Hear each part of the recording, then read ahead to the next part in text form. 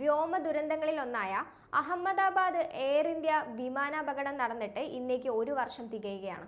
കോടിക്കണക്കിന് ജനങ്ങളെ കണ്ണീരിലാഴ്ത്തിയ ആ കറുത്ത ദിനത്തിന്റെ ഓർമ്മകൾ രാജ്യം പുതുക്കുമ്പോഴും ദുരന്തത്തെക്കുറിച്ചുള്ള ഔദ്യോഗിക അന്വേഷണങ്ങൾ ഇപ്പോഴും എങ്ങുമെത്താതെ ഇരുട്ടിൽ തപ്പുകയാണ്.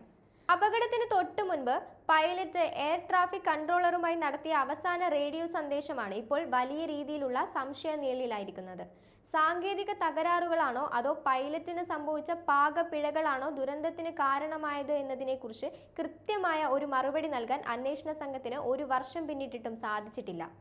ബ്ലാക്ക് ബോക്സ് വിവരങ്ങളും വിമാനത്തിന്റെ അവശിഷ്ടങ്ങളും വിശദമായ ശാസ്ത്രീയ പരിശോധനകൾക്ക് വിധേയമാക്കിയെങ്കിലും അന്തിമ അന്വേഷണ റിപ്പോർട്ട് സമർപ്പിക്കുന്നത് നീണ്ടുപോകുന്നത് ഇരകളുടെ കുടുംബങ്ങൾക്കിടയിൽ വലിയ പ്രതിഷേധത്തിന് കാരണമായിട്ടുണ്ട്.